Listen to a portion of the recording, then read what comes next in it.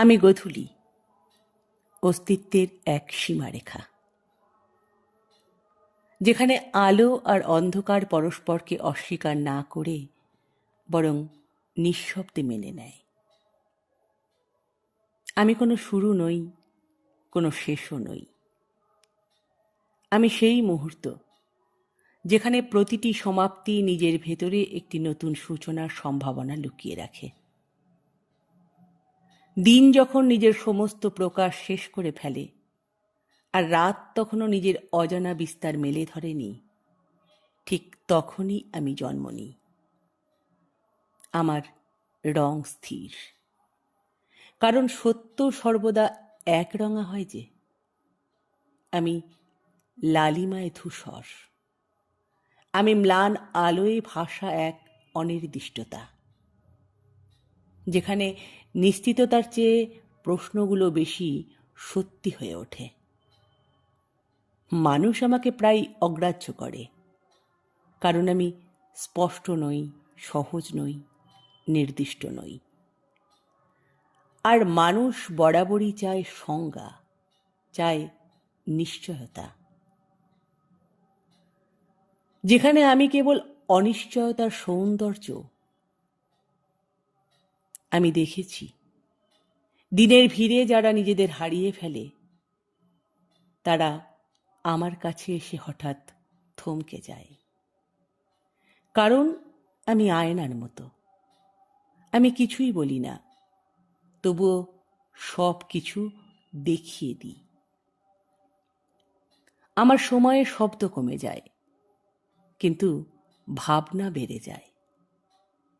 কারণ বাইরের আলো নিভতে শুরু করলে ভেতরের অন্ধকারটাই স্পষ্ট হয়ে ওঠে। তুমি কি জানো, আমি আসলে তোমারই এক রূপ। তোমার সেই মুহূর্ত যখন তুমি না পুরোটা সুখী না পুরোটা দুঃখী, শুধু এক অদ্ভুত শূন্যতার মধ্যে দাঁড়িয়ে থাকো। তোমার সেই প্রশ্ন যার উত্তর তুমি জানো না, তবুও এড়িয়ে যেতে পারো না। আমি সেই উপলব্ধি যেখানে তুমি বুঝতে পারো জীবন আসলে কোনো চূড়ান্ত সত্য নয়, বরং একটানা রূপান্তর। দিনের অহংকার আর রাতের নিঃসঙ্গতার মাঝে আমি শেখাই, ছেড়ে দেওয়াই হয়তো সবচেয়ে বড় জ্ঞান। কারণ যা চলে যাচ্ছে তাকে আঁকড়ে ধরা অন্ধকার, আর যা আসছে তাকে ভয় পাওয়া সেটাও অন্ধকার। আমি মাঝখানে দাঁড়িয়ে বলি, দেখো, সব কিছুই পরিবর্তনশীল, তবুও সব কিছুই সম্পূর্ণ। তোমরা আমাকে ক্ষণস্থায়ী বলো, কিন্তু আমি তো প্রতিদিনই ফিরে আসি।